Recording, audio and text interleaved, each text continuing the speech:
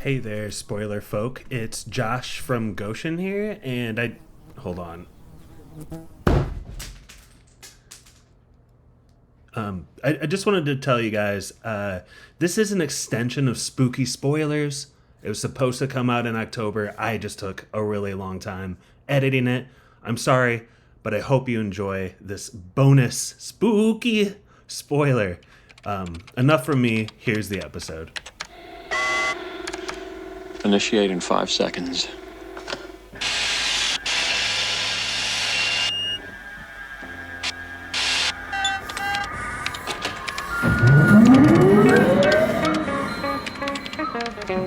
Life flies away. This is Spooky Spoilers! That's good. I like that.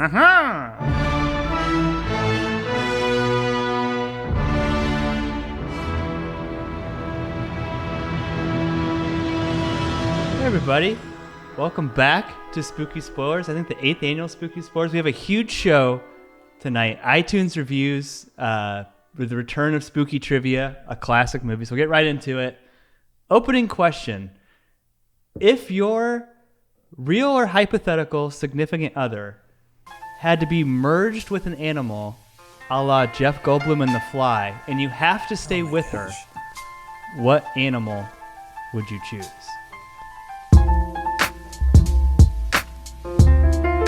So, she will transform. You have to stay with her. There could be some advantages to this. Maybe trying to minimize the disadvantages. We'll go east to west because it's the return of Brett. Yeah, and Brett loves to go first. Yeah. I do, especially a question that can really get out of hand very quickly. Yeah. Without any prep time. I think he's got to be honest. Keep it real. You this is Brett. I'm glad to be back. And literally, right when you were counting down, Mikey, he started screaming in the background. So if you guys hear that, you guys can hear it. Yeah, we heard it. Oh, yeah. Oh, sorry, guys. It's fine. I better turn this fan off, though. I know you guys are waiting for an answer. I'm just stalling. He's trying to think of the sexiest animal. Yeah. Oh yeah, I mean, Aren't we all? That's what I'm doing. I think there was this exact question on the Howard Stern show at some point. Interesting. And I'm that's not good. pretty sure one of the compared to. interns just wanted to fuck a dolphin. I think that was the whole premise for that. Oh yeah, it's expressed too. I kind of think something like a lioness, but I don't know if I'd want the hair. I mean, if she ended up coming out looking like Nala, then we're in business. We're in business, buddy. God. I'll go with the lioness. All right. Josh? This is Josh from Goshen. This is tough. Dolphin did cross my mind. Blowhole? Sleek. Yep, that's nice. Okay. This movie, The Fly, has got me really thinking about the politics of said animals. So I think that really has to play into it. But It completely rules out insects. Yeah, the answer, please tell me, is not ever going to be fly, because I think we saw. Well, let me get there, Brett. Come on, let me get there. Anyway, are we allowed to choose movie animals, or these have to be real animals? Oh, yeah, movie animals for sure. Yes, I'll choose the species, the Na'vi. Sexy blue aliens from Avatar. That makes Brett's answer gosh. way worse. Brett, why'd you choose a lion when you could have chosen a Na'vi? Yeah. You sick bastard. A cartoon lion? That's sick. No. Brett chose a lioness, whatever that is. Also, I just want to put it out there. At least if you did choose a fly, there's a precedent for what happens, and you have 3 or 4 days of a real good time. At least there's that. Well, this is Pappy, Goshen, Indiana. I didn't really think of an answer for myself. I'll just go Decemberus, Brett, my crane wife. I think Oh yeah, long That'd legs, make you a lot of money. can fly. She's already beautiful, so she'd still be beautiful. I've been listening to that song a lot lately. Yeah, keep it simple. Mikey, what about you? God, I love that answer. Hey, you wanna get high, man? That's how they do. They got wooden balls, man. I got a joint here, man. I can take for a special occasion.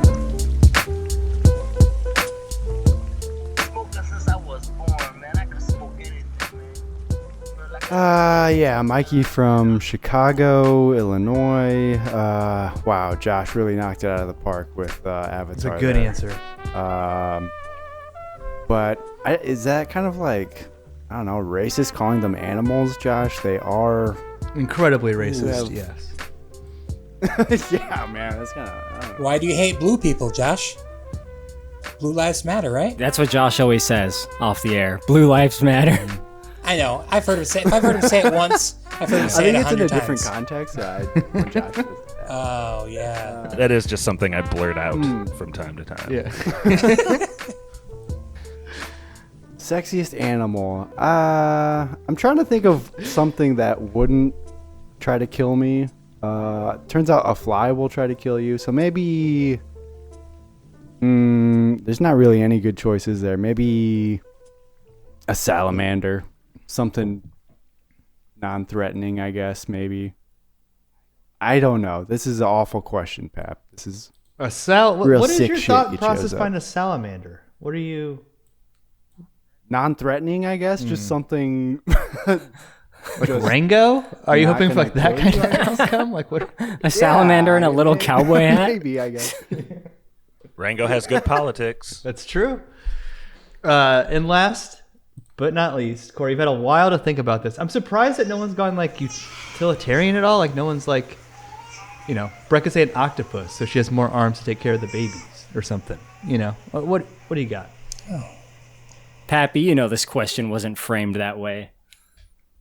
Hi, this is Corey. Yeah. Kylo Ren memes. I'm recording out of Simi Valley, California. What is the most dangerous animal of them all?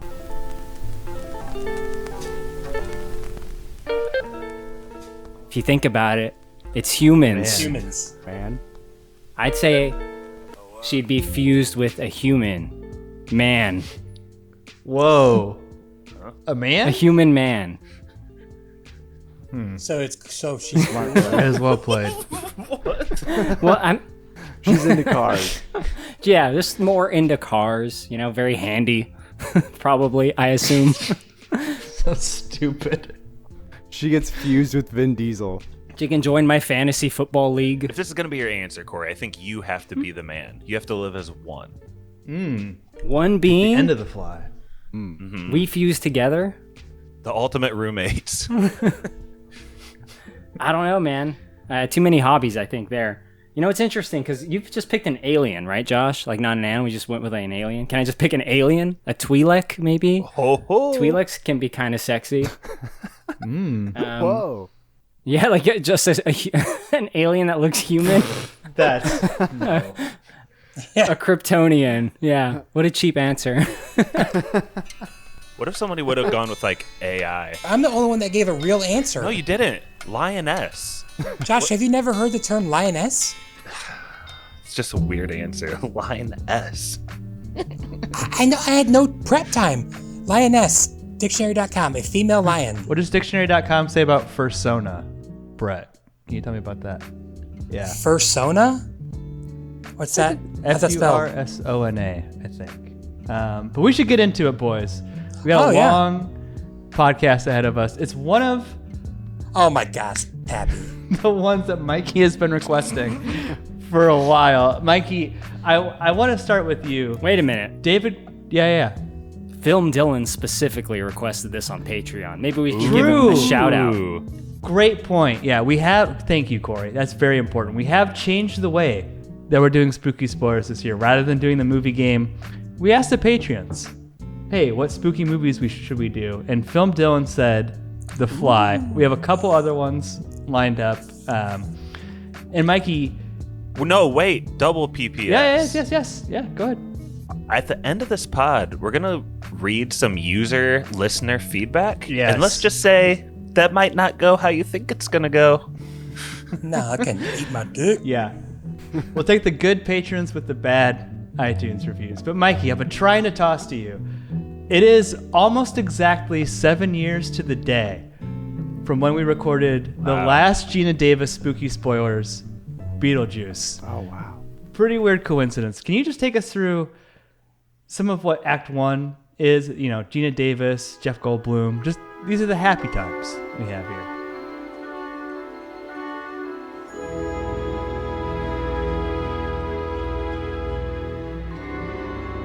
Right.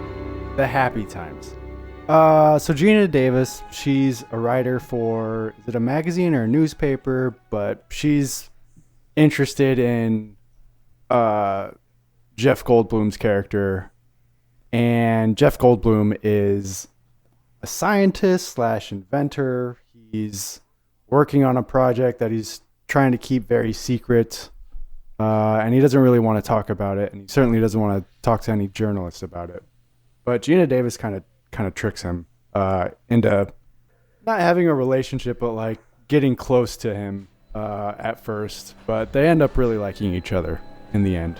But Jeff Goldblum is working on a teleportation device. What am I working on? I'm working on something that'll change the world and human life as we know it. Change it a lot or just a bit? You'll have to be more specific. I cannot think of a movie that I've ever seen. I've seen probably over 2,000 of them, where the first and second build people, the two main characters, the movie starts in the middle of a conversation the first time they meet, just completely randomly without any build up. Was that like jarring to anybody else? Jarring, no. Welcoming, yes. Just jumping straight into it. Because it's different? Well, I just think this script is so tight. Like, this movie is so tight. It's not very long, and it doesn't waste any time. And the very beginning is a perfect example of that. What do you want me to be specific here in this room with half the scientific community of North America eavesdropping? Is there another way? You could come back to my lab. There's not like time wasted of them like seeing each other across the room or approaching each other. They're having a conversation about the events of this movie. Let's get to it. And I hate to be this guy, but it's almost like they don't make them like they used to kind of thing, They couldn't make a movie like The Fly. Yeah. anymore. Well, it could never be made today. We'll all agree I to wasn't that. against it or anything. It just was weird. I think we're getting a lot of character information here too. It's pushing the story ahead, but it's also teaching us right off the bat. Jeff Goldblum, nerdy, smart, and has a sleazy side already, I think, really quickly here. Geena Davis, who writes for The Particle, and hopefully we can talk more about that later. She is sweet, but she's clearly like all about her business here at the beginning. She's also kind of a whore. What do you mean, Brett? Huh? They're an extremely sexy couple, like the two of them, and they were dating at this point, right, Brett? Not yet, soon to be married. No, I think they were, because I read, and this is, who knows if this trivia is right, but like Cronenberg went to bat for Jeff Goldblum, but then like had second thoughts when Jeff Goldblum's like, "Hey, can we hire my girlfriend Geena Davis to be the female lead?" But again, it all worked out. So yes, I believe. And then I think they do Earth Girls are easy, either like the year later or year. So they either before this or after this. So they did like two movies like in a row. They got married? Ish. No, they did. I don't think they got married. Yeah. Oh yeah, They divorced sometime before League of Their Own came out. 91. 87, 91. Cool. I think they co-presented at the Golden Globes at some point. I saw during my research, like they seem to be pretty cool with each other. But I mean, I think Jeff Goldblum, big, tall, lanky guy. Like Geena Davis is also like 6 foot. Like, so she doesn't look that short compared to him. Yeah, like the physicality really works with the two of them. Josh, you said sleazy. Why don't you dig into that a little bit? Like he definitely does have a horny side, but he's also kind of like maybe supposed to be a virgin. I wasn't sure about that. There's no way this man is a virgin. I don't know. What? He's got abs of steel. She taught him about the flesh. That's the I didn't get virgin vibes, but I see what you mean. Mikey did a great job of getting us maybe through that party scene already. And if we're going to talk about this whole movie, we're going to have to be pretty tight too, I think, tonight. So like moving on. What's that? What do you do? Well, you want me to get the quotes right, don't you? Quotes? No. I thought this was personal. You can't write about this. What are you talking about? I'm a journalist. Oh, no. You knew that. I'm sorry. I apologize. I made a mistake. I shouldn't have shown you this. I'm very, very sorry. Listen. Like Jeff Goldblum is showing her his apartment. Sleazy move. Yeah, this is what bothers me. He lures her here under the pretense that he's going to give her scientific information, like inside scoop, because she's a journalist. And then as soon as she starts being a journalist, he just like flips it and says like, oh no, I have a sudden change of heart. I don't want to be on tape. Something that's sleazy. There's no really other way to put it, right? He's just manipulating a little bit. I think her recording when has got his back turned and putting it in her pocket sleazy, but then she does kind of bring it out afterwards. So maybe not. I got a good point. Mad at first, but then she saved it, I guess. But usually, I don't know. It's better to be safe to say this is on the record, but I hate journos, so. Kylo, is that an example of this movie being extremely tight where she's not hiding this tape for half the movie. He discovers it within seconds of her hiding it, right? Like it just keeps moving along. Yeah, perfect example. And a lot of things in this movie clip along really neatly in that way. But there's something just great about the chemistry with these two, right? You feel like the sexual tension. And it builds, but it doesn't have that long to build because the movie is not that long. But it works very well within the time constraints applied. Dude, you're right. Like, I didn't even think about it until you said that. But, like, by the time she goes in and looks at his clothes and then, like, backs away, like, you can see it on her face. Like, she's going to jump his bones. Like, their chemistry is off the fucking charts. Really, really well done. Even when she's like taking off her pantyhose or whatever, like just the look, the expression on Jeff Goldblum's face, he's like, "Hey now." He's your pantyhose. What a pervert. And she's taking off those pantyhose for a specific experiment. I think everyone knows at this point, The Fly is such a like pervasive piece of like pop culture. Like I feel like it's been parodied a million times. Like I saw it in cartoons, but the whole technology, Mikey, that Jeff Goldblum's invented. What is that? Like what is he trying to do here? Yeah, so he wants to impress Geena Davis right off the bat, first night.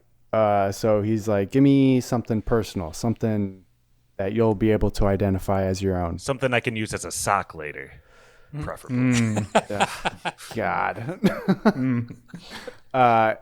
He tosses it in the egg-shaped teleporter-looking device and presses the buttons, and it transfers over to the other teleporter. And Geena Davis, she's mind blown.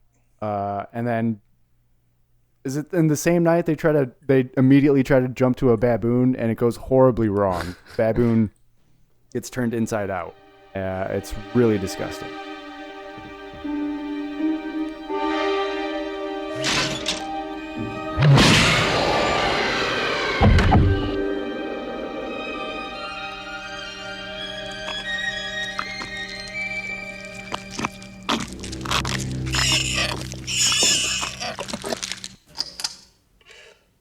How much do you love that though, Mikey? It's awesome, but where is he getting these monkeys from? He's got a baboon guy? What's going on there? It's an insanely wild, like, first step. Like, he's, like, trying to get baboons or nothing. Like start Go with, like, a rat first. A plant? Like, something. I was thinking the same thing, Josh. Like, yeah, PETA, not like I give two craps about PETA, but they would not have liked, I mean, there's some pretty bad animal testing. First night, he goes elephant. And it just explodes. He lives in like a warehouse. My guess is honestly like the whole first floor of the warehouse is this like chimpanzee habitat. Like, that's the best Stevie answer maybe I have. Oh, he picked up some strays from the circus and he's breeding them. He's so familiar with them. They come out of the machine and they just give him a big hug. He's truly sad when the one's like turned inside out. He's like mad that his experiment failed. He's like pissed about that. But he also, like, when he's in his cups later, it's like really sad that he killed the other baboon's brother. Yeah, he lost a friend that night. It was sad. There's something about this movie that feels so different than how it would be made nowadays.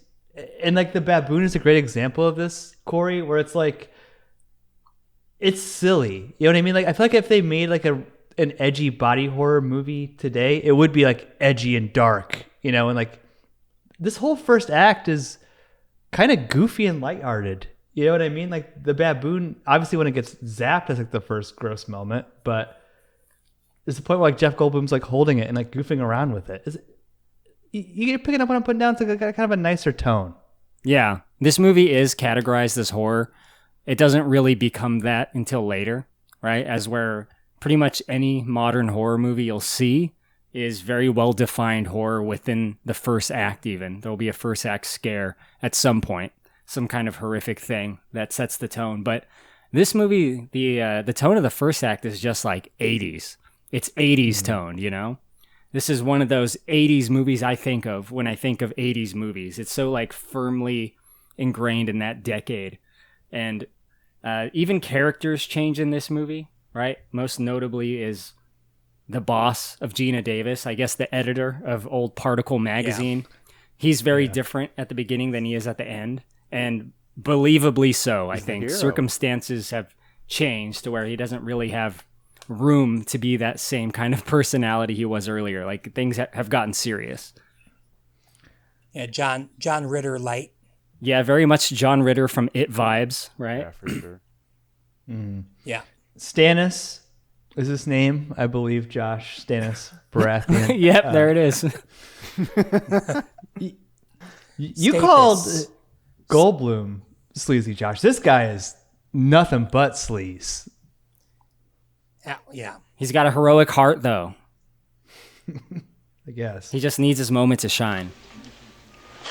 I should have known it. What are you doing here? I followed you. Psychology today, my ass. You stayed with Brundle all night. Yeah, man.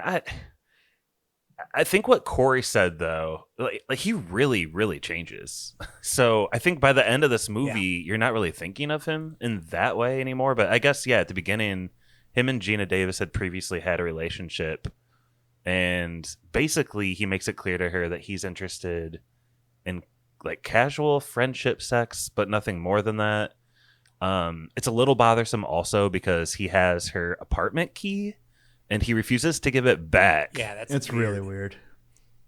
Yeah, if a woman asks for her key back, you got to give that shit back, bro.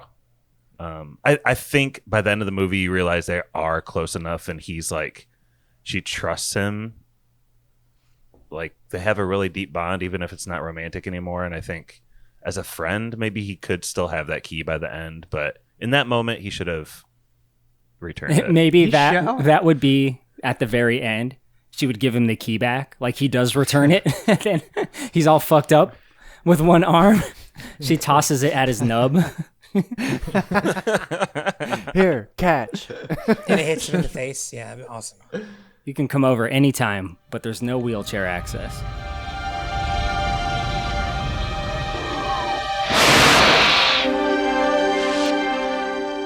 But I think that's part of what you're saying, Pappy. Like that is the way the movie would be made today.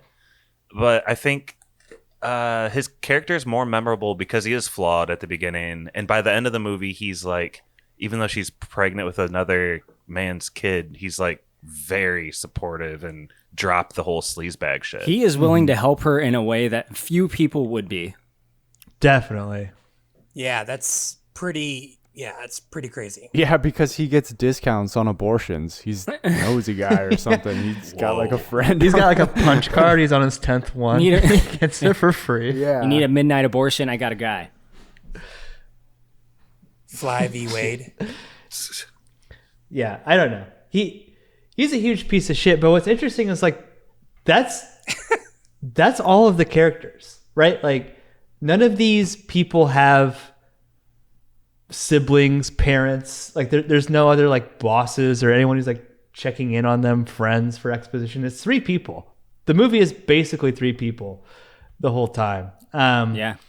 Yeah, it's even pretty crazy. the doctor, the gynecologist that is going to perform the abortion, that's just the director. That's just David Cronenberg there. Mm-hmm. Yeah, Cronenberg. You're forgetting about the bimbo, but I didn't forget about her. don't worry, Tawny. I would never. But the baboons. It's a pretty classic plot point at this point, Brett. But I said this kicks off Act 2. It's a 90-minute movie. And it feels like things really do happen on the 30-minute marks. Like it feels like very, I don't know. Like, of course, it's tightly structured. What is this classic prank that a fly pulls on Jeff Goldblum? Well, yes, but I mean, first of all, I feel like as a scientist, you should have just think about like anything could be in there. Like you have to have some system to make sure nothing's going to be in there like that. But is that the biggest plot hole? Because like everyone knows that humans have like thousands of microorganisms like on every square inch of our body, right? Can you imagine if you had lice and you walked in this thing? You're so fucked. If it's even like open at all, I mean, like so much bacteria. I mean, he was more likely to turn into a bacteria strain. I mean, but yes, that would be so funny. He turns into a fly, so he's COVID-19. Watch out! Crab people. COVID-18. Crab people. What did you say, Kylo? He'd be like a helix man, like he's like shaped like DNA or something. That would be hilarious. So yeah, the fly's like, wait till they see what I'm gonna do, and he sneaks into one of the pods. Like you find out later, literally fuses his DNA to Brundle's DNA. I had heard Brundle fly in my life. I never ever knew what it was from, and I feel like I cracked up inside my brain every time I heard Brundle fly because it just reminded me of Grundle or just something funny. So now I know. But yeah, the fly plays this great prank on him. There's one point like post his transition where he tries to start his own Brundlefly YouTube channel. And he's like, hey, what's up, YouTube? This is Brundlefly. This is how I eat my food. It's really weird. Like and subscribe. Yeah. Like a let's try, where they eat food. Like yeah. Try channel. I used to watch the Irish people try so many times. It's a mukbang, but he's just puking all over his food before he eats. So gross. Oh my God, that's so gross.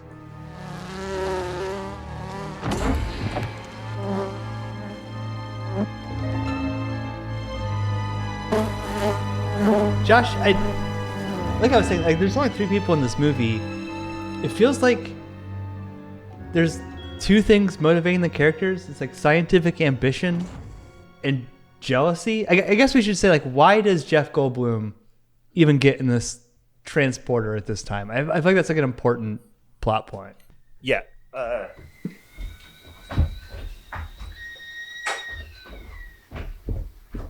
Sorry, my tea started going off right at that moment. Yeah. Sorry about that. Jealousy, yes, it's like a huge trope in this movie, but like what's happening here is Geena Davis she's like kind of threatened by what's his name? Her Stathis? Old boyfriend. Status? Yeah, old Stannis Baratheon's kind of like blackmailing her, saying like, I don't like what you're doing. I'm going to publish a story out from under you. And so she goes to confront him. She kind of like leaves in a rush, and I think Jeff Goldblum is probably rightly thinking like, what did I do to deserve a woman like this? It's probably too good to be true. She's like, this can't be like real. And he, like I said earlier, he gets in his cups here and just starts talking to his baboon and realizes like, hey, I put you through this thing. I'm going to do it myself. I don't need to wait for like some bitch to be here. Like, sorry, but that's just like kind of his demeanor at that point, right? He's like 8 beers deep and like, I'm going to do this thing. I really can't stress enough how like wacky that moment is. When all we see is Jeff Goldblum walking around drinking, pacing, stressing about Geena Davis. And then like it cuts to the baboon sitting in a chair. Like it's such a ridiculous pun for this movie. It's like one of the grossest things I've ever seen. Like it's goofy. I don't know. I like it though. And the baboons waving off the fly that will land in the pod. Mm-hmm. Foreshadowing. Jeff Goldblum obviously doesn't realize that the fly is there. But Brett, after he's gone through this, he's feeling pretty good. Oh, yeah. Yeah, he thinks he's, he gets, I know everyone's shocked that Jeff Goldblum character gets, like, philosophical, but he's talking about how he's become his best self. And Purified. he's just going to town on sugar. What else does he go to town on? Yeah. Hey now. Yeah, he drains poor Geena Davis fluids, but he's not done yet. So yeah, that's a huge 180 on his character. That I thought she really said fast. your fluids are drained. He didn't have any fluids. Yeah, it's possible. Lots of fluids. Probably, yeah. Though. I mean, that makes more sense. Either way, Brett, you got it. Everyone knows the flies just got jizz for days. God. Is that like a fly thing? Josh, you were doing fly research. Do they? I have no idea. I mean, aren't they only alive for like a week or something? So I'm sure they're just mating and dying. Yeah, I think that's like kind of the point, right? Like flies, their clock's ticking real fast. They got to get busy. They got to live hard. Yeah. They're here for a good time, not a long time, Pat. They got to eat all the sugar in sight and sex it up for their 15 days of life or whatever. Yeah, he's got like super sexual stamina. He can do these weird gymnastic chair flippy doos and like Superman push-up things. Like I don't know if these are like powers I associate with a fly, but apparently like well, think about how strong an ant is. Like I think it's Like that an ant or yeah. a spider. Insects are just strong as hell. they're just on coke. That's what they feel like all the time. Well, like at first, talking a he million starts miles to a become minute. like a Spider-Man type, right? Like at first, it's all Yeah. good. He's basically got Spider-Man powers. You think it's gonna be cool? Yeah. He's on just straight coke and like coke and like steroids or something. Yeah, Tren and cocaine. The perfect combination. I really like this part of the movie, and I feel like we all probably like the scene where he's doing gymnastics and the camera's doing a pretty good job of hiding the body double. It's really funny scene. It's more of that goofiness, Pappy. yeah, Face perfectly out of view. until he lands it, and then it's like his hair perfectly. I mean, Goldblum looks great, right? Like this man is a sex symbol. Yeah. In real time in this movie, it's nuts. Well, His physique is pretty phenomenal, actually, in this movie. Like it's almost Yes. understated, but it is a very impressive physique. As someone who works out a lot, I strive to look like Jeff Goldblum in The Fly. Like he looks really good, but like he looks like that beforehand anyway, right? So it doesn't necessarily like he doesn't get like Peter Parker in the first Spider-Man movie where he like wakes up buff, but he has abilities now that he can like he has feats of strength is what he's essentially performing through these like acrobatic endeavors he's doing. Dude. He also has lightning reflexes because he kills one of his brethren. He catches a fly with his hand. In my notes, I have in capital letters, feats of strength. This is exactly what George's dad had in mind when he was creating Festivus. These are all the events you do. God. Got your message. I haven't celebrated Festivus in years. What is your interest? Well, just tell me everything, huh? Many Christmases ago, I went to buy a doll for my son. I reached for the last one they had, but so did another man. As I rained blows upon him, I realized there had to be another way. What happened to the doll? It was destroyed. But out of that, a new holiday was born. A Festivus for the rest of us. Not only can he do feats of strength, he also is getting some coarse hairs on his back, which are noticed by Geena Davis during a marathon love-making session that they have. He becomes frustrated with her because she won't go through the portal. He calls her, I think, a fucking square. She's a fucking drag. Drag, yeah. You're a fucking drag. And Mikey, we have a pretty classic scene with arm wrestling here. Do you want to take us through that, where he sulks off to after semi-breaking up with Geena Davis?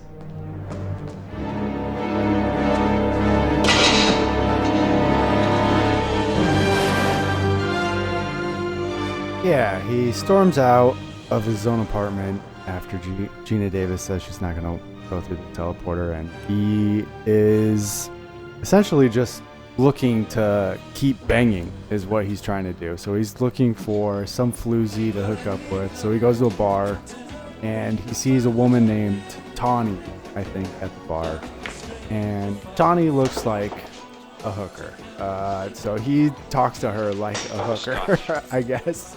And he is just kind of pretty forward with her, and is like, well, if I could beat any of these guys, you're coming home with me. So he challenges the biggest, goofiest looking guy in the bar. He's got a really weird face for his body. I think he's got a giant baby face. And he proceeds to like break this guy's wrist. And then he just like grabs Tawny by the arm and he kind of looks like my 2-year-old nephew. Drags her upstairs. He's a weird guy, weird looking guy, isn't he? Break his wrist. That's like the understatement of all time.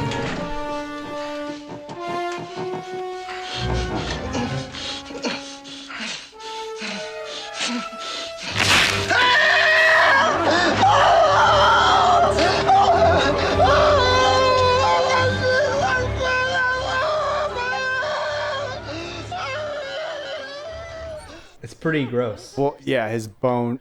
Yeah, we get some body horror here with bone popping out of his forearm. It's pretty awesome. This is one of the reasons I actually don't arm wrestle this movie. Like, it has impacted me in my life to that degree. Disgusting. Yeah. I've also seen enough YouTube videos where people's arm snaps backwards, and that is fucked up too. No. Ugh. Ew. In the movie Over the Top, the guy breaks his arm, and that's real. They just left it in the movie. Damn, I didn't know that factoid, but yep, interesting one. I think that Jeff Goldblum displays another fly-like characteristic in the scene when he just chooses the first female he sees. Yeah. There's no like I was like, sorting first process. Yeah, he's like walks in the door, sees her, and he's just whatever the situation takes for me to get her. That's it. He also looks pretty fucking bad at this point in the movie. Like he is regressing. Yeah, he's like starting to get spots on his face. He looks really greasy. Yes. His face is starting to like break out, and it kind of just looks like someone that has kind of bad acne, but we see his personality change too. So along with the physical change, like you, the viewer, you know something is like kind of going wrong, which Geena Davis suggests, and Brundle is not very like receptive of, to put it lightly. Can I ask you guys a question about that? You saying like, you know, something went wrong. I think that's like an interesting point with this movie being called The Fly. Like, it's never a surprise that is what's going to happen. Like, they're very clear when you see the fly go into the machine. It's unbeknownst to the characters, but we all see it clear as day. The movie is called The Fly, you know? Like, psychologically, I just wonder like what you guys think about that choice, like going way back to when this movie was first made. Well, maybe people think it'll be like a Spider-Man type movie, you know? he becomes the superhero known as the Fly. But realistically, the original for this movie, there was a 1958 movie that was very well known, I think. It's not a good movie. I have seen it long ago, but I think it was known enough to where like this was understood to be a remake of a movie where a man gets transformed into a fly through science. Mm-hmm. Also based on a short story. I think part of like the psychological slow burn of it, Josh, is that this arm snapping happens at 50 minutes, you know, basically an hour into this 90-minute movie. So like there's not really any like human violence we see for the first 50 minutes. And this last 40 minutes is like just a fucking shit show of like human degeneration. Corey, we would be remiss though if we didn't mention the most famous line. Tawny's still here. Geena Davis is coming back. The tagline of this movie. Oh, be afraid. Be very afraid. I didn't know that. Yeah, very famous, obviously. It's something that's been said a lot just in our lifetimes in pop culture.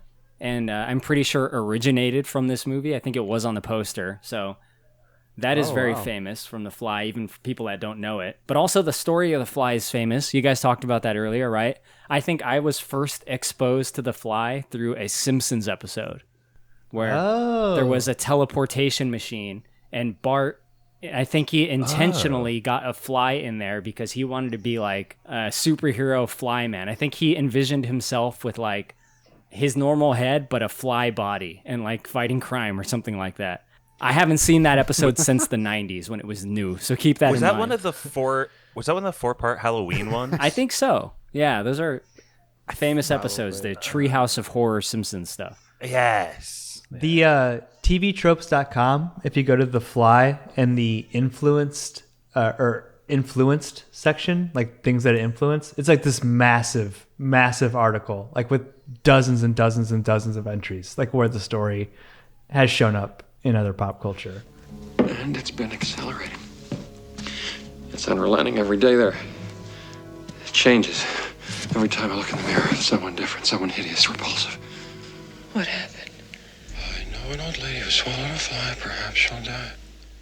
Are you, Josh, are you grossed out by the body horror stuff when it starts happening? I thought of you. That you were the first person I thought of when it started happening. The same way I think of Brett when I see a spider. I'm like, Josh is going to call this torture porn somehow. Yeah. I mean, it's all bothersome, but can I just like fill you in on like when it was bothering me the most, I guess? Oh, yeah. I think it's like basically right after this turn where he just looks like he has like pock marks and stuff. Like he's still like pretty much human, and this stuff starts happening to his fingers and his fingernails. And I think he's still like so close to human, and what's happening to him is so like we've all probably had like little infections or like rashes. And this is like your worst nightmare, right? You get a rash and it makes your whole like arm decompose or something. I think that's where Cronenberg is at his best, when it's like body horror that is tied in to the psychological, just human condition. And it's really working on me. Like when he squeezes his finger and like pus comes out and hits the mirror, like it's very difficult to watch. I hated that the most, I think. Yeah, well said. And it's meant to give you that like uncomfortable feeling, and it works like so well in that way, right? It's horrifying, the idea of like your fingernails peeling off and like the pus coming out. And he even says, like when he's looking in the mirror, he says, like, am I dying? Is this how it starts? Mm-hmm. Yeah. Like this is where he realizes something is fucked up. Just juxtaposed against like when Geena Davis blows the head off the giant fly with the shotgun later. Like that's not nearly as scary to me. Right, Pap? That's cool. I can tell his hand is a prosthetic with my 2024 eyes. It makes him removing the nail no less disgusting. Like it's so hard to watch. I physically cringe when I see it. I mean, disgusting. Mikey, you're the practical effects guy. This is. I think it still looks good. I mean, I can tell that like the ends of his fingers are like where the makeup is or whatever, where it's squirting out pus or whatever. But like, I think it still looks really good. I'm glad this came out in 1986 versus now, because it would look like shit with CGI compared to like these practical effects. The practical effects make it cool. When that guy's forearm snaps, that looks real. That's pretty graphic looking. That's kind of hard to tell that it's fake in my eyes. But yeah, the makeup is awesome. The effects are so cool. Before we start talking about like the full-on transformation, I want to talk about the effects up to this point, because this movie is known for its amazing special effects, and we've talked about some of them, the fingernails thing, some of the gross out stuff. The inside-out baboon is obviously like an early highlight of the practical effects that looks really good. That puppet, that little model, and it's like squirming and the sound that goes along with it. But also one thing that isn't talked about a lot is like, I don't know if it's CGI or animation, but like the telepod effects, right? When the telepod sequence is initiated, it's almost like a little Terminator-y when something gets like transported, like when someone gets transported through time. There's like a little bit of electricity, and like you see the person like phase out.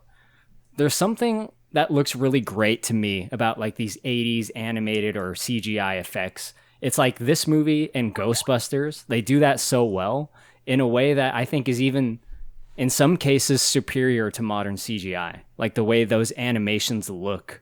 It's always been my preference, but probably because I was exposed to it first in life, right?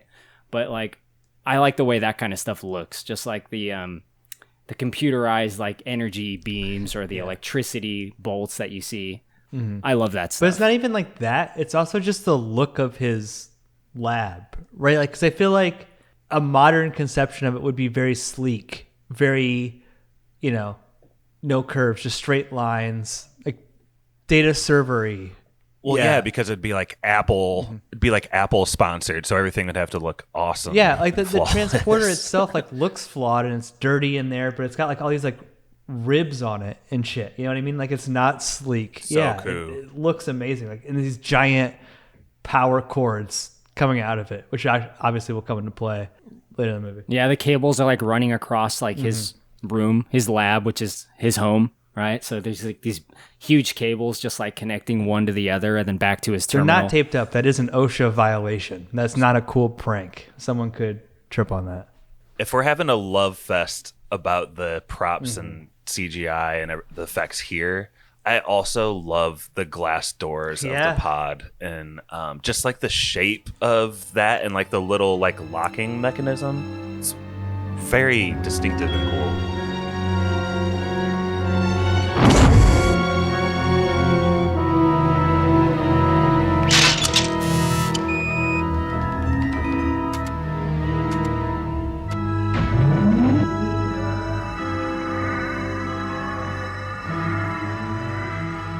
I mean, the props top to bottom in this movie. Even like later on at the end of the movie, Stannis's shotgun that he has to carefully take out of his like suitcase that he transports it in. Like it's just those little details. It's so great all the way through. But Brett, at the hour mark, like I said, this movie transitions very hard. Like basically exactly on the hour mark, maybe a little bit before.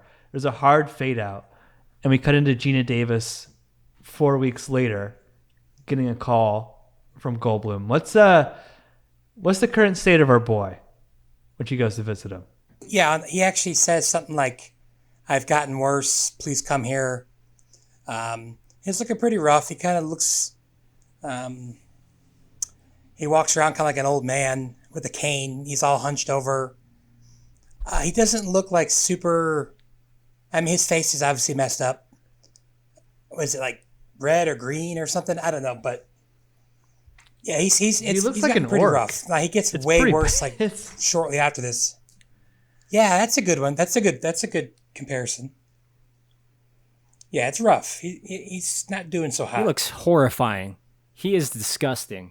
He is greasy and bumpy, and he has a fly twitch that he has, I guess, that has become like a symptom of his problem, right? Like he's getting more fly-like, but he's not really fly-like yet in any big way. He's like mid-transformation, and it's kind of like at its grossest here because he's like still mostly human, but like parts of him are falling off, like his ears slide off, and he's just got this pus everywhere. Leprosy mode is a good... Yes. Yeah, that's a good comparison. He's kind of like Twitch. What's the guy from House of the Dragon, but Viserys. Obviously more gross. He needs a mask that he can wear.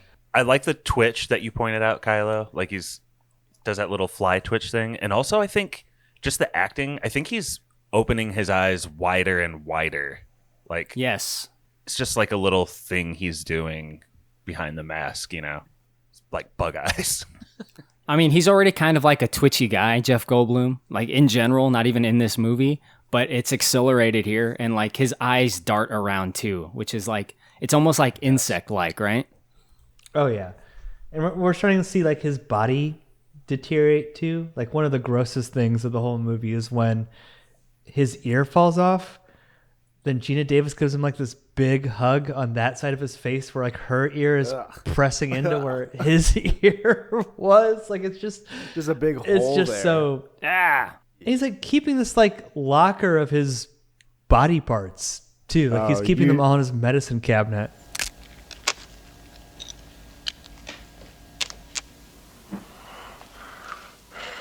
You're a relic. Yes, you are. You can't deny it. Vestigial archaeological redundant. Artifacts of a bygone era. Of historical interest only. You know his dick and balls are in that medicine cabinet. Those fell off 2 weeks ago.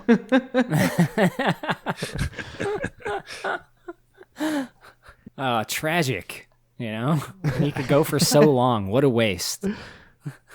He's on the ceiling at one point, which is a cool practical effect. Yeah, how is this done? My god, I love it, dude. Ferris wheel style. Is it? That's rotates. Kind of what I figured because he is going on 3 different walls at one point, and then he hops down, and I couldn't figure out how he hopped down from a wall onto the floor that Geena Davis is on. It would look too weird to me.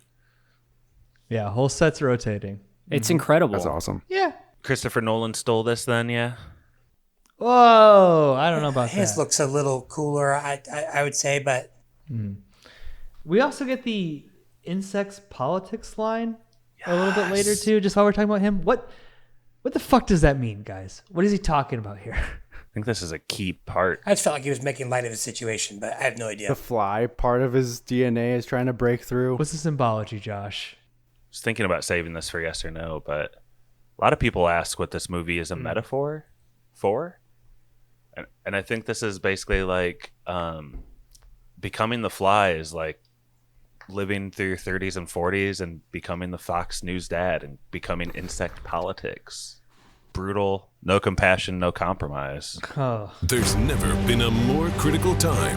Fox News Media brings America together. America is watching. News. Yeah. I think it's about cancer, but yeah, your thing too, for sure. That was just for you, That Brett. was just for you. I was going to say abortion. Interesting.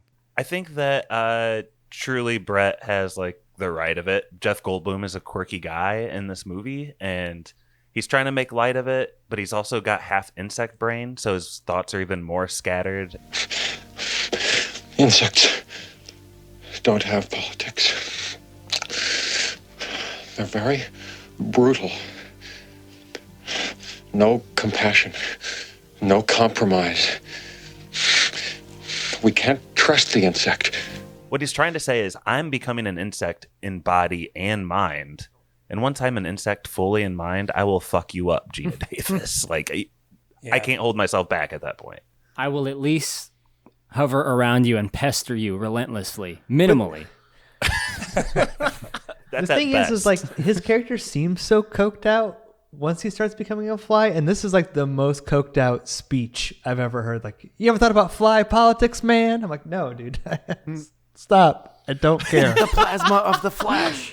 Who would win? Or wait, no, there's going to be a war. The flies against the whites. Slow down, buddy. It's like in Bruges or whatever, that little like coked out dude. Yeah, I know what you were going for. Yes, Corey. The blacks.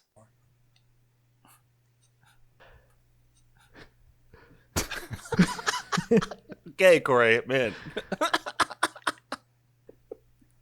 We did a little skip over what to me is the most horrifying subplot, like particularly the dream that comes here. But Mikey, what does Geena Davis learn that has happened to her in the interim? I agree, Pep. This is by far the scariest scene in the movie for me. Geena Davis finds out that she is pregnant, and it's no one else's but Seth Brundle's. So she doesn't know if she's got a Brundle fly in there or a Jeff Goldblum in there, but she is freaking out. And so she goes to the strongest man in her life right now, her pervert boss, and she asks for an abortion. Stannis the Manus. And he is, I guess he's confused. He doesn't really know what's going on, but he's like, okay, I guess I'll help you. We'll go get a midnight abortion, and I'll go call my guy. I got, like Pap said, I got a punch card. This one's free. This one's on me. So he's going to, they're at the hospital, and she like falls, I don't know when the dream starts, but like she goes through the rigmarole of like, I need this abortion. She's being very vague about who it belongs to, but he's like, well, we have good reason to believe that this baby will be deformed. And so that's the real one. Yeah, there's a real one and a dream one. Yeah. There's one that's real, which is that. The dream one is where she like goes through with it, and yeah, she delivers essentially, right? You think she's getting an abortion? Just absolutely horrifying. And then she delivers a larvae. Yeah. Oh my God. Come on, push. That's it. Come on, push. Use those muscles. No, That's it. wait. Give us a push. You can push it out. Come on. That's it. Come on. No, wait. No. You can do it. Oh, wait. Oh.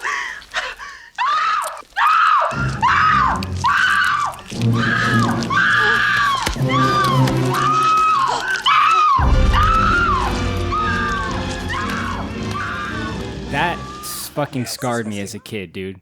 That was horrifying How young to were you see when as you a saw kid. this? I don't know. I was probably like 11, so it was really scary to me. And I immediately rented The Fly 2 afterwards because I assumed it was just as good. Did a lot of us see this way too young? My dad was pumped to show me this. I was probably like 10 or 11 as well. I think I was 40. Really? Really? Yeah, I just watched it for the first time. Oh, man. This seems like a movie that you like would have seen at your grandparents or something. And there's, I don't know. Yeah. I get it, though, because I would be pumped to show my daughter this, who's 15. Well, that's the thing. It is like this body horror gross stuff, but it's also not, what is it, Josh? 100 Days of Sodom or whatever it is. Like it is gross, but it's not, it's like goofy for 60% of the movie too, It's also not a waste of time like that movie. Yeah. This movie is like art. Here. It's gross, Here. but this movie is a piece of art. Just the special effects alone go without saying, right? Like how things look. There was like so much craftsmanship behind this movie. Like you said, him crawling on the wall to like him jumping down, like what they had to do to accomplish that's fucking art, man.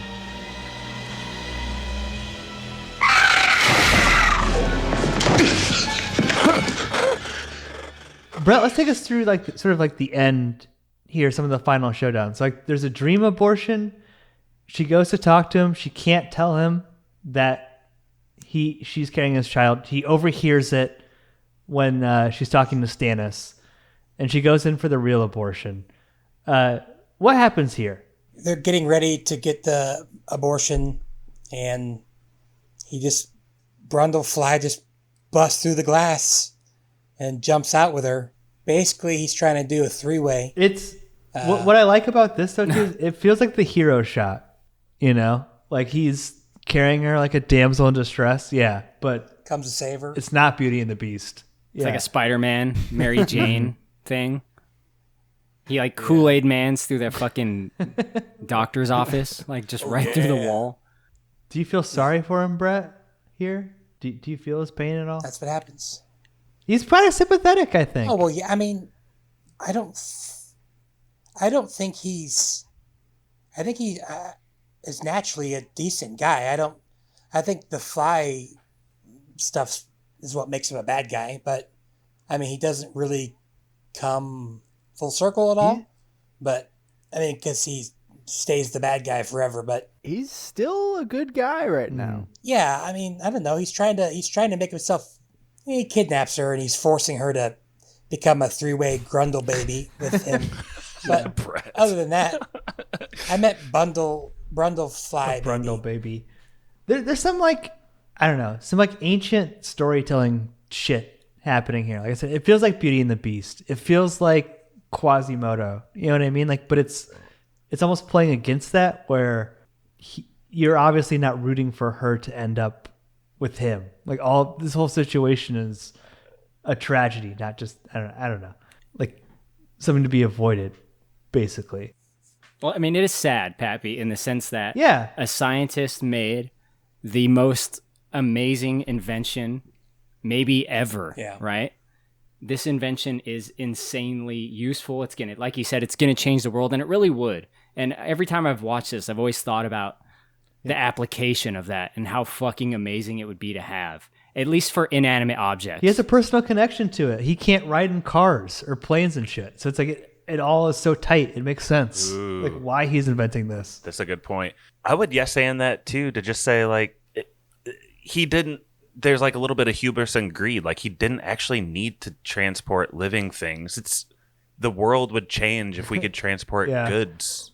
Yeah, just freight everything via teleporter. That'd be insane. Yeah. And when Wi-Fi came out, damn, even better. Right over your Wi-Fi. Send it to your phone, you know? I mean, he's going to become like unforgettable in history if he releases this without the living creature part. Just wanted to make that note. Yeah. So like this invention, super amazing, right? He met a woman that he has quickly fallen in love with. Things are going so fucking well for him. And then the most horrible thing that can happen to someone happens. Like this transformation is scary. If this was happening to you, like I would just blow my brains out if I was him. Like I wouldn't have made it as far as he did. I would say this is fucked up. I cannot live like this. For sure. But you don't have that fly coke energy where you believe in yourself. Like you really feel like you can do it and found a company and start a YouTube channel like all in the same night. Like he does. Speaking of, Stathis watches his YouTube video and it doesn't show the video. It shows his reaction. It's very effective. Awesome choice. He downvoted it. Well, and he's so disgusted by the puke, and he ends up getting like puked on. Like he takes him out. Oh, dang, Pappy, tying some loose ends together in my mind. But Pappy or Mikey, I heard that he downvoted this Reddit video. Josh, it really goes to shit here. Like, can you just take us through the end, like the late game, Goldblum fly, Brundle fly? Yeah.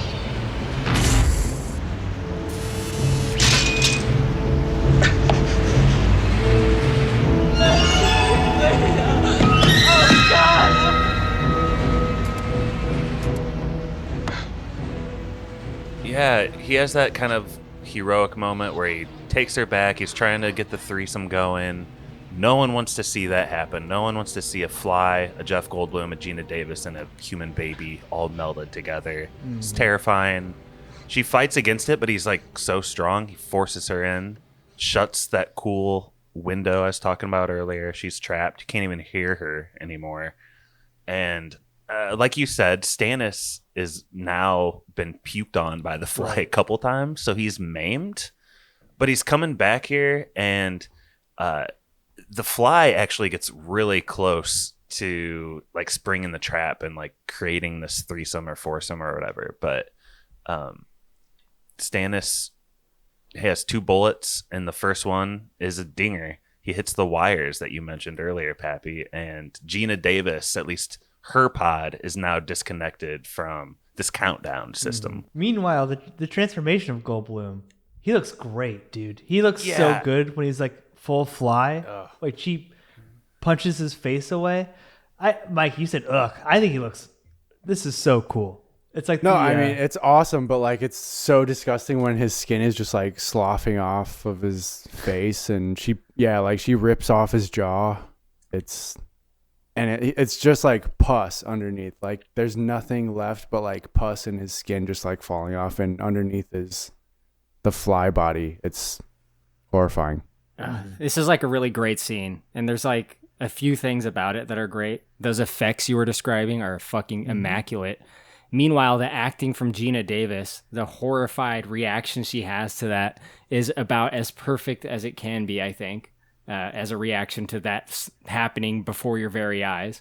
And then you have Stathis on the ground who's like, he passed out from pure pain because he got that disintegrating fly puke on him. And he's like starting to wake up, and like the way his performance is with just like barely able to like regain consciousness, and like his eyes are like rolling in the back of his head.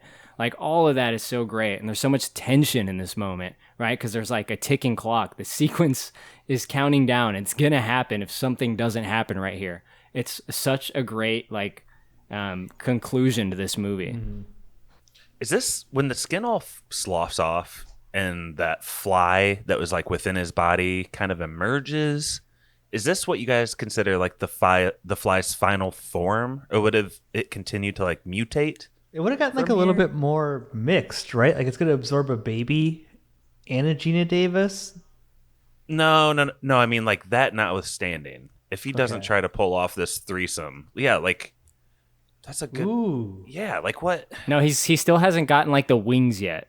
So there's still more to go. So I think he's going to transform. A little bit more. He's not Baxter Stockman yet. Way to get that Ninja Turtles reference in, Brett. Love it. Thank you, Josh. He's a fly who can't even fly. He's missing the worst part about being the insect that he is. He's still a larvae. I think in a couple days, the wings would have showed up. Goes to show. Don't give up. Man, he would have been terrorizing the city with wings. Good Lord. Just landing on everybody. Oh, wait. Was that a Ninja Turtles reference? Did you say Baxter Stockman something? Okay. I don't know. Am I being nostalgic if I say, like, I feel like it legitimately looks better with a practical effect fly than it would with a theoretical CGI fly? Corey, like, There's no way this would be better with CGI. I don't care. You have like the highest paid. His movements are jerky. His movements are jerky and weird, but it's not. It works for what it is, right? It looks real. It's moving in a strange way. Yeah, I mean, this is like the bar. The thought of like a modern take on this movie does interest me because like there are some production film production studios like still use practical effects and stuff, so it's like that could be awesome with like modern effects and stuff, but like who are you going to get to replace Geena Davis and Jeff Goldblum? It's like, what are you going to have, Glenn Powell and Sydney Sweeney in this movie? I knew it. Yeah. Yes. What are you, Yeah. it's like it's not going to be the same. What if it was a movie where it's the female counterpart who turns into the fly? That would be interesting. That would be kind of cool. It's called Enemy. They become spiders. We saw that movie. That's not about insect politics, though. No, I can't. No, I can't.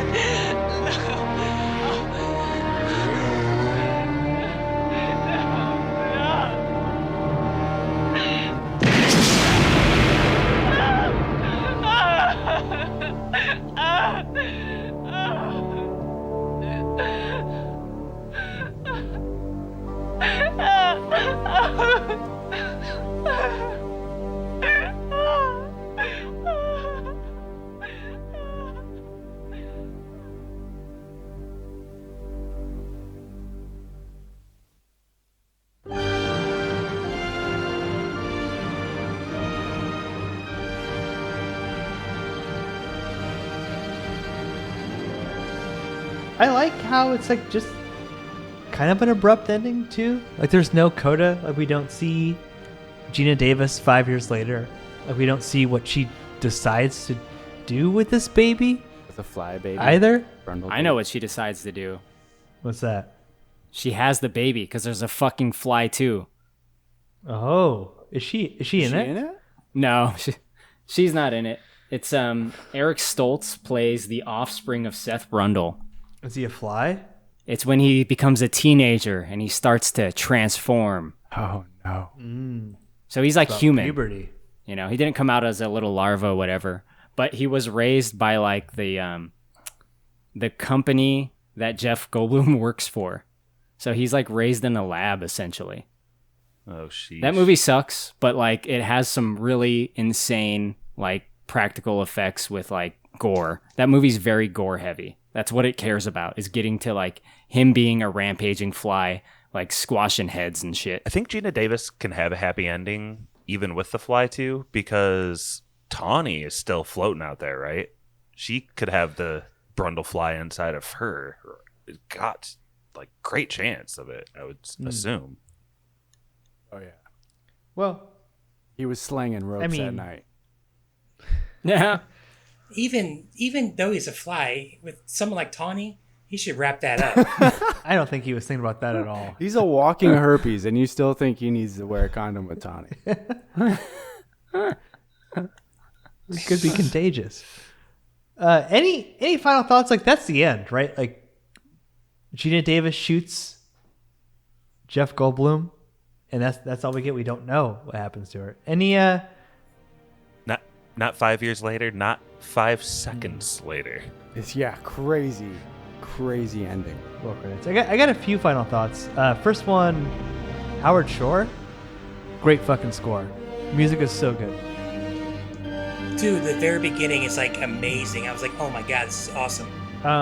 Mel Brooks, uncredited producer. According to the commentary, he wrote the line, "Be afraid, be very afraid" for the movie. His name shows up nowhere on this movie. Anything else you guys want to talk about? Any other final thoughts? I wonder if you guys have any favorite Jeff Goldblum moments. My favorite one is he's been sitting, like, after him and Geena Davis have like a lovemaking session. He's been sitting on the couch for a while, and you realize like the camera's just been panned like waist up, because all of a sudden he's like putting on his underwear at this like really awkward angle where he like lifts up his crotch.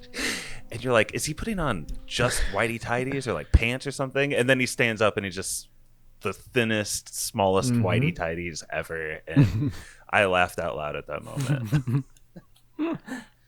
There's a line I like between Stathis and Geena Davis's character. It's called Veronica. We've just been calling her Geena Davis, but she says to him, I'm finally onto something that's big, huge. And he says, his cock. Oh yeah, classic. God. That's kind of like what you were talking about earlier, Pappy, with like the first act being like kind of funny in some ways, right? Goofy. Goofy. So Jeff Goldblum like holds this baboon and he cradles it like a baby.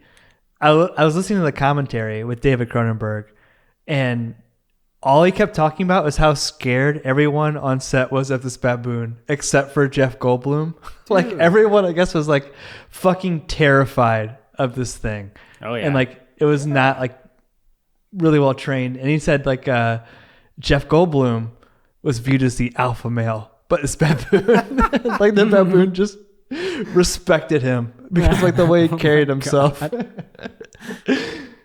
They are right to be scared, man. A baboon would actually break your wrist like that. He hugs that baboon and their faces are right next to each other. So scary. Oh my God, that's crazy. I would never do that in a million years. If I was an actor, I would have a no animals clause in my contract.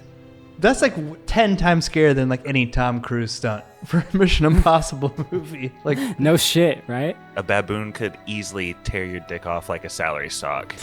Just tossed asunder. Well, put it behind the medicine cabinet, baby. Yeah. Part of the museum. Gotta lose it anyway.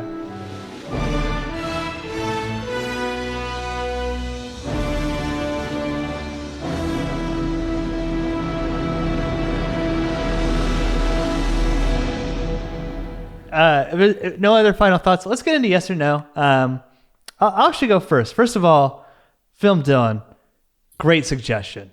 This is a very great spoilers episode. This is a masterpiece. Hard yes. For what this genre is, I can't imagine a better movie of like this body horror, David Cronenberg, like classic, what you think of David Cronenberg type movie. It's so tight. 3 main characters. And there's also this like weird Eyes Wide Shut parallel too, where it's like it's about jealousy, and Jeff Goldblum's jealousy is like so disproportionate to Geena Davis's jealousy, where like she goes to break up with her ex, and then he goes and like gets a prostitute and sleeps with her, and she still cares about him. Like I don't know. There's like a lot of like cool weird themes, and like the fact that there's so many interpretations of like what the fly stands for, if it's AIDS or cancer or aging or whatever, doesn't matter. This is a bona fide classic movie. I think one of the best spooky spoilers movies we've ever done. Nay, almost a perfect movie. Hard yes. We'll keep it east to west. So go to you, Brett. Or Josh, if Brett's not there. Brett got babied. No problem. I think Josh from Goshen here with my yes or no. I think my dad showing me this when I was really young actually made it way less scary for me this time around. I haven't really watched it since then, I don't think, but it's so ingrained in the culture, like everyone knows about it anyway.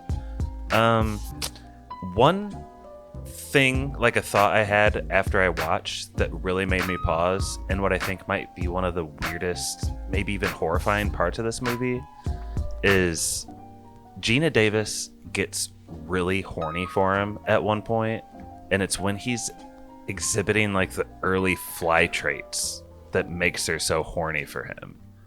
And even like in light of her like getting pregnant and stuff, and like how long they have sex, just like that's almost as gross as like the fingernail poppings that she, like in hindsight, has to remember that she got extra turned on because he was acting like a fly. It's bad. Fly riz. Flyrisma. I don't love these kind of movies normally, horror, body, gross out stuff, but this one is just such a classic. It's a huge yes from me. Josh Percussion. Mikey.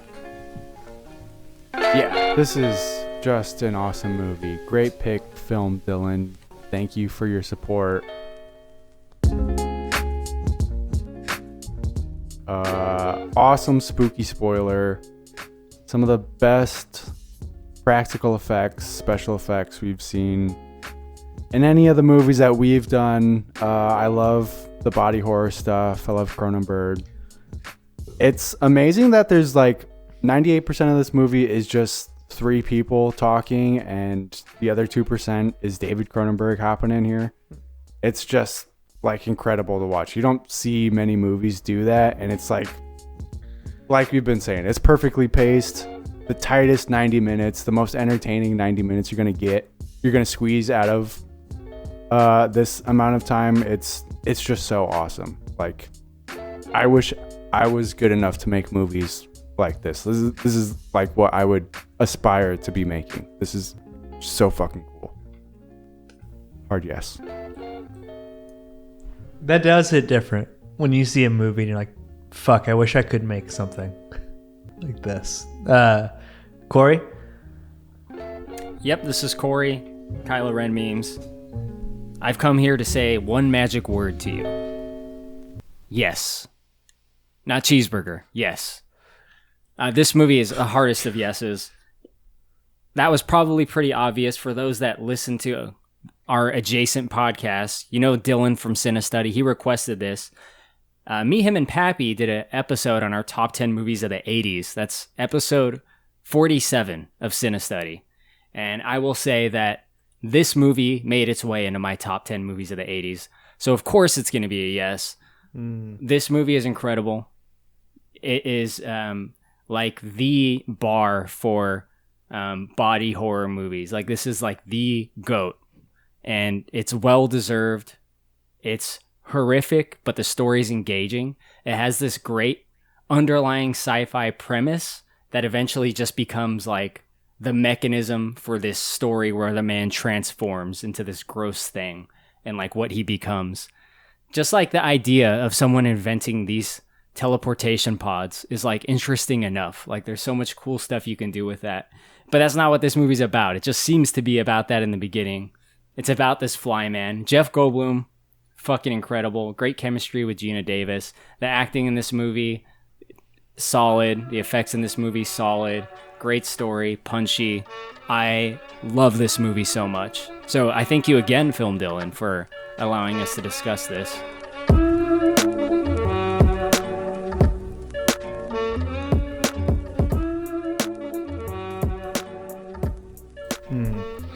And I want to emphasize again, the chemistry between Jeff Goldblum and Geena Davis, just off the fucking charts. They kiss with their eyes open.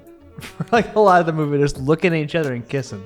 It's nuts. But last and not least, Brett, you're back after paternity leave, right? Yeah, but maybe not for long. I think all good. Just want to say yes or no real quick, and then you feel free to do whatever you got to do. Well, first off, I'm devastated to find out that my main man, Film Dylan, not only didn't ask me to be on the 90s pod, but not on the 80s pod either. I mean, I lived in the 80s longer than anybody in this pod, but it's all right. I mean, I've had him on multiple podcasts of mine that I hosted, but it's okay. Someday. He's the man. You might earn that. I forgive you. This is a yes. I know I'm going to maybe get booed, but I don't need to ever watch it again. I really, really liked Geena Davis, and like you guys said, the chemistry between them was really awesome. But I don't like the body horror stuff. I thought it was really, really disgusting. I stopped it before we ate dinner because I didn't want to watch it while I was eating dinner. So, but it was a good. It's a yes. I enjoyed it. I love that it was nice and tight, 90 minutes, and it was over, and thumbs up. There you go. Preserved movie. Brett, if you run, that's no problem. You have to go. We got to read 2 iTunes reviews real quick, and then trivia. Then here we go. So this is from Pod Crust. Now, I don't hate this review. I do. But I'll leave it up to you guys. This is a 1-star review. Lowbrow drivel. All right? I don't disagree so far. It says, these bros shouldn't try to review movies they aren't smart enough to understand. I also agree. But then he says, the Missouri Breaks is now considered a lost classic and Brando's performance a major achievement. Josh, I think that was your movie, right? Missouri Breaks? That's kind of my dad's movie. Do you feel vindicated? No, listen, like, that was very early on in our pod life. Episode 68, by the way. I think that movie is a little goofy. It's not a good movie. I think you're wrong to go, and I think you shouldn't take that movie, Missouri Breaks, like, ultra seriously. And maybe I'm not smart enough to understand it. Like, whatever. It's fine. But again, how many pods are doing a whole episode on Missouri Breaks? Be thankful for what you get, pal. Well, and the irony is, like, okay, Podcrust, you're calling us lowbrow drivel? You think that's a major achievement in Brando's fucking career? The Missouri Breaks? That's what people fucking talk about? Yeah, come on, fucking dude. idiot. What are you talking about? Or what are is you it Jack talking Nicholson about? too? Maybe it was a major achievement in that he figured out how to get the lines delivered through his earpiece during the production of that movie. Right. Yeah. That's true. Dude, who cherry picks up one episode from how many have we done? 500? Hundreds. You know, before I even joined this podcast, you guys know, I got really mad at your reviews of Cool Runnings and Of course. Terminator. Everyone will get mad at this podcast at some point if you listen long enough. I still love the podcast. I mean, it's just, and then give us a 1-star review off of one episode. Dude, come on, be better than that. You pod crusty douchebag. It's Yeah, just you so fucking- Yeah, Look, Thank you for listening. doesn't it seem like it's a little bit of a rival pod sort Yes. of thing? Like, they cherry picked an episode just so they could get our attention, rip on us, bring down our rating a little bit. Like, He's not listening anymore. He moved on. He went to some podcast that reviewed Missouri Breaks. And come back on and debate Pappy about it if the guy has balls. Honestly, that will never happen. But Podcrust, Yeah. I looked them up on YouTube. They have a YouTube channel. What the fuck? French. Are they French or Greek, Brett? Greek. They're Greek. Okay, they have 82 subscribers. Opa. And their most Great. recent upload was a while ago, so maybe they haven't Let's be continued the friends. podcast. It was No 2 years wars. ago. Oh, I want to talk about this upload I just love real heroes. quick. So the upload is a 3.5 hour, or about 3 hour 15 of 2 people on the screen talking in a language I can't understand. Just 2 it's all flat Greek to shots. And honestly, I can't understand it, so I don't know what the content is. Maybe it's absolutely riveting. Maybe it's like, the best Joe Rogan episode you've ever heard. Genius. But it looks really fucking boring. It's framed boring. They don't have a lot of subscribers. It does have a total of 5 likes, so they did reach 5 people. Congratulations to you guys. But 5 different alternate YouTube. yeah, you reached your own 5 alt accounts. But I gotta say, doing this as a review, picking one episode and saying I disagree with your opinions about that, therefore your podcast gets 1 star, is a bullshit move. And again, Podcrust, let's be friends. If you have a YouTube channel, I will come on there. I'll do anything. I will gladly come on your YouTube channel. what are you saying? I'm a peaceful Pappy now. Pap will fly to Greece to sit on the couch with you. I'm a peaceful Pappy, but come on, man. I would never pick out one bad episode of your YouTube show and leave you a one-time review. Unlike N. Overton. Now, okay, I actually don't mind this one. Truly, I don't. Because this is taste. He says, this could be a good podcast, We like it so far. We got potential, but the constant music added for no reason ruins it. What music? Discussion is good, not great. But for F's sake, stop with the music ads, ... It does not make it better. Actually, make is almost unlistenable. I'm going to reread that last sentence because Pappy read it correctly. Actually, make is almost unlistenable. Actually, make is almost unreadable, sir. Right. And this is Pappy reading. Come on. That's not fair. I assume your name is Nate. What music? What's he talking about? Is he talking about Wolftron? We add music from the movies, Brett. So? The score. I mean, that's what he's talking about.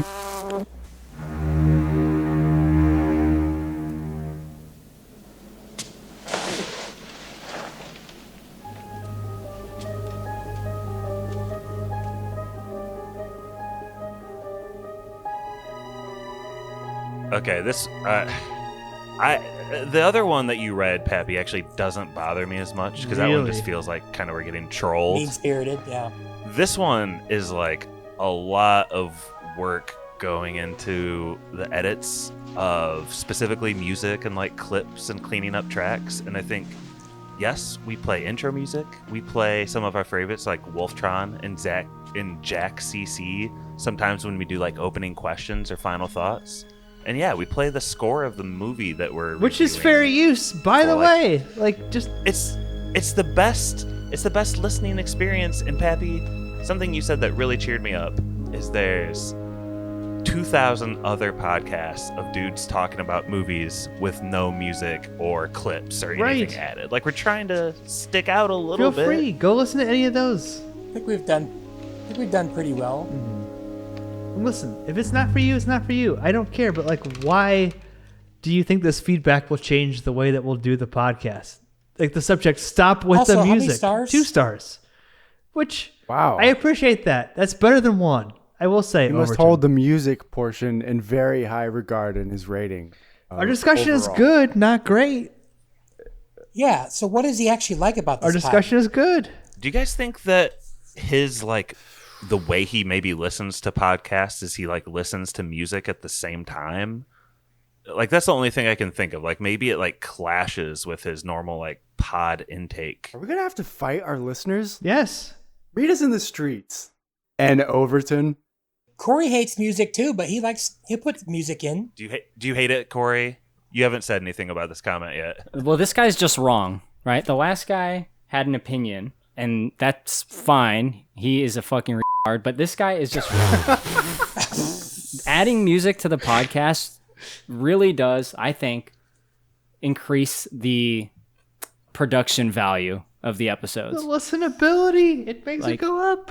And there's like an art form to doing it. The editors know, like, you have to do it at the right times with the right levels, and it actually does improve the listening quality. I got into spoilers. I think the first episode I listened to of this podcast, but before I joined, of course, was Nocturnal Animals.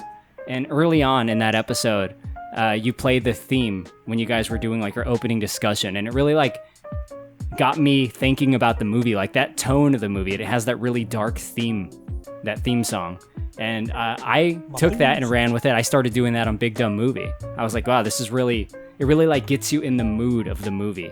And the clips kind of like take you back to the movie, maybe things you don't remember, or maybe just kind of like replaying stuff in your head, which complements the talking points. It's all right there. It's helping to add to the discussion. It's enhancing it.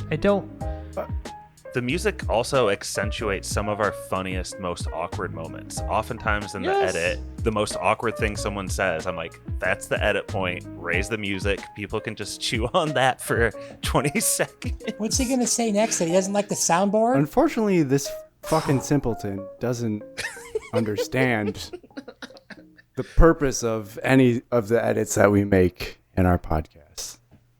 This would be a perfect time for that soundboard. Soundboard's not in use right now. It's not working right now. Not connected. Otherwise, it would be, oh my god, this guy stinks. We're going to blast some music. Oh, brother, this guy We're playing stinks. all the music right now in the edit, Overton. Every track from the bitch. Howard Shore Fly score is playing on top of each other.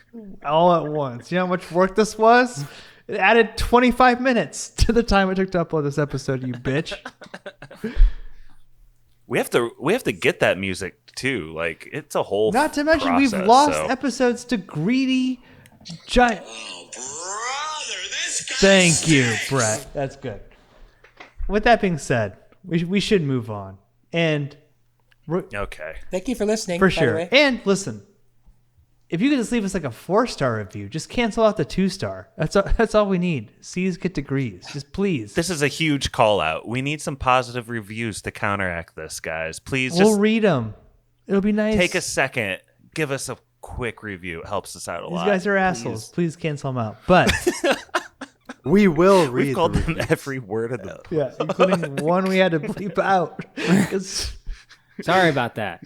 I get angry. But this is the return of spooky trivia. I gotta bounce, guys. You gotta I have bounce? to stay, but Yeah, I gotta go. See you guys. No problem. No, I'm staying. you know I'd love it, but I gotta go. All right, see you, Brett. Love you guys. Hey, thanks for having me back. We'll see when the next one is. Yep, But see you, thank Brett. you. See ya, Father See you, Brett. Okay, so I just gotta do some quick math. That means now 1, 2, 3. Let's go, Corey. What order? And it won't matter. Everyone's getting an equal number of questions. What order do you want people to answer the questions in?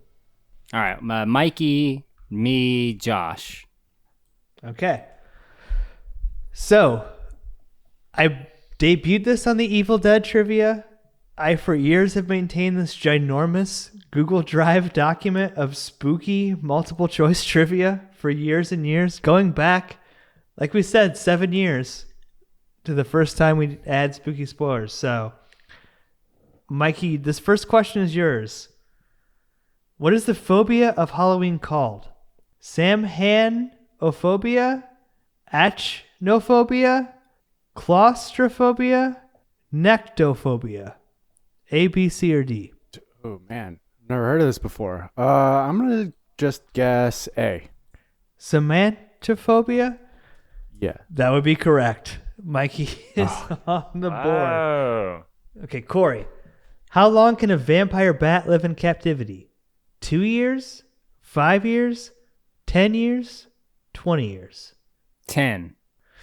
Unfortunately, they can live up to 20 years in captivity. Wow. Josh, according to Domo.com, what is the most popular Halloween costume of all time? As of what year, Pappy? Updated this year, but according to this one website. And Domo. and these are all also like name brand things. So Spider-Man, TMNT, No way. Barbie, or Ghostface. Spider-Man. That is correct. Let's go. Mikey, back to you. You're 1 for 1. What percentage of Americans believe in ghosts? 20, 40, 60, or 80? They used to be real, but now they're not. There used to be more. Not enough, brother. Not enough Americans believe in ghosts. That's what I'll tell you right now. I'm gonna say 20%. It was 40%. Oh, whoa, wow. That's What? still pretty fucking high. That's really high. Wow. Almost. Corey, which horror film was the first to be nominated for Best Picture? The Exorcist, Jaws, Silence of the Lambs, or Psycho? You said Best Picture? For the Best Picture Oscar. The first to be nominated. I'll say Jaws. It was The Exorcist. That's what I was leaning with originally, too. Damn shame. Josh, what was the original title of the movie Halloween? The Shape, The Babysitter Murders, Night of the Slasher, Haddonfield Horror. I guess just because of that opening scene, maybe I'll go with the Babysitters one. Jesus, Josh is on fire. Let's go. That's correct. Mikey, what is the name of the hotel in The Shining? The Overlook, Bates, Grand, or Stanley? Overlook. That's correct by Mikey. Corey, I think you need Nice. this one. In what decade did the first American werewolf? In what decade was the first American werewolf film? In London. The 1910s, the 1920s, the 1930s, or the 1940s? I didn't know there was a first one, so I guess I'm fucked here. But let's say... Wait, was the 50s on there? No, latest It wasn't. 40s. Yeah. That was the latest. Okay, 10, then I'll 20, say the 30, 30s. Sorry, Corey. No, it was the 1910s. 1910s. Coming up in the last round here, Josh will close us out. How many pounds was the heaviest pumpkin ever carved into a jack-o'-lantern? Oh, Josh has a weight question. 960? What? 1,230? No. 1,500 or 2,100? Josh, before you answer, I want you to think about the repercussions of your answer. Largest pumpkin ever carved into a 1,200 is my poundage. I always guess for these kind of things. I knew that, and it is incorrect. Right. 2,100 pounds. It was too good to be true. I think it's Mikey's to win. I'm pretty sure we'll have to add it up. But last round here, real quick. Mikey, what year did Scream come out? 1992? I swear, Mikey gets all my questions that I would get. 1996, 1998, or 2000? I did not pick this one. Gosh, I think it's 98. Corey, do you know? 96. Damn. It was 96. Corey, this is your question now. In what country did the Headless Horseman originate? France, Germany, Ireland, or USA? The Headless Horseman legend. In what country did it originate? I think we had this before. This question is for me. I'm not out of the game. You are, but just for fun. It's the last round.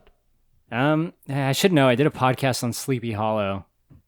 I remember Christopher Walken was a German mercenary, but I think he was a foreigner in the context of the movie. What were the other countries? France, Germany, Ireland, America, USA. America. You were so close, Corey. It was Germany. You were dancing around it. You knew. I thought it was like tricky. I don't know. I've only missed one, Pat. This has got to be for the win. All right. Let's see. Okay, Mikey has 1, 2. We both have 2. Josh has 2. Corey has 0. Okay, so yeah, this is for the win. You're tied 2-2. For the win, Josh. Mm-hmm. How many days did it take to film the movie Paranormal Activity? Is it 3? Is it 7? Is it 10? Or is it 20? I think I've actually heard this before. 10?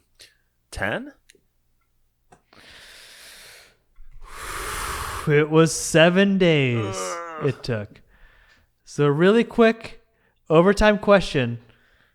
According to the first thing I saw on Google, how many flies exist on Earth right now? Estimated. Closest to. Is this from domo.com again? I don't know where I found this. Not Brundle flies, just regular ones, right? I didn't leave google.com. It just came up on the screen. I don't know how they're going to calculate this. Google. How many grains of sand? Yeah. I'll guess. Well, there's 7 billion humans, so I'm going to guess there's, God, I don't know, 10 billion flies. Josh? I like that. They don't have to even play man-to-man. They can just play zone against us. 10 billion flies? The smart answer would just be to say 10 billion one, but I'll say 20 billion flies. Both good guesses. Both literally the most inaccurate guesses in the history of spoilers. There are 17 quadrillion flies. Quadrillion? How would that be the most we don't know. That number's not even real. That's how would Google You're know off that? by multiple quadrillions. Someone counting beans or what? Yeah, what the fuck? You're off by 16 quadrillion. It's the most inaccurate, but somehow, God. Josh, you win on the most inaccurate. Go ahead and kick us out to Spoiler Man. Give a hot take if you want. The floor is yours. Yeah, my hot take is trivia still sucks. Oh. The next time I do trivia, the numbers are going to be so astronomical that no matter how close you are, it's going to be technically the worst guess in the history of spoilers. I think I have an idea Billions of how to do that. off. Yeah.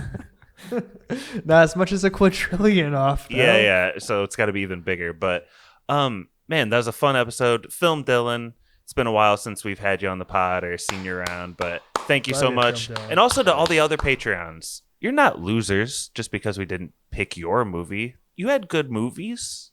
You had real good ones. But I thought you called yeah. them losers last week. You specifically. More to pick? called Hey, no, I take a it lot back. of them losers. You're all out there furiously giving us some Apple reviews, and we appreciate that. So please, no one's a loser here. Least of all, Spoiler Man.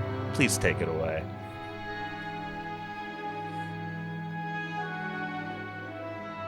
Spoiler Man here. Special thank you to our patrons, Matt Troll, You're not a very accomplished drunk. Brother Brian, No, I'm always like this. Nephew Quinn, And something is getting lost in the translation. Nick, It should make the computer crazy. the Meg, Me. I'm lost. Nurse Stacy, That's because, very consciously, I'm lazy and disorganized. the Wolf, The flesh. Barky 420, What are you doing in my apartment? PK, I puked on my tricycle. Spencer, I'm scared. Gale, I hate vehicles. Swole, That's it? That's your advice? Cheese Zombie, I'm sure Typhoid Mary was a very nice person, too, when you saw her socially. Sebastian, Let me think about it. Dr.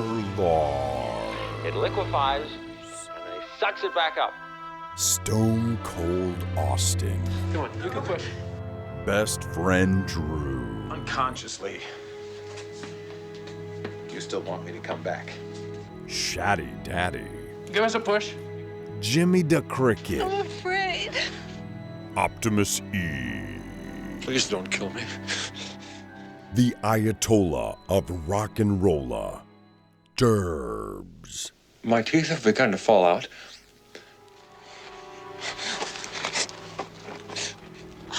Why did you want to kill Brundle? Druid King, Might be all that's left of the real me. Be sure to check out Corey's podcast, Big Dumb Movie. Please support this podcast by leaving us an iTunes review. What am I working on? I'm working on something that'll change the world. All right, we'll leave it at that. I hope I hit the mark somewhere.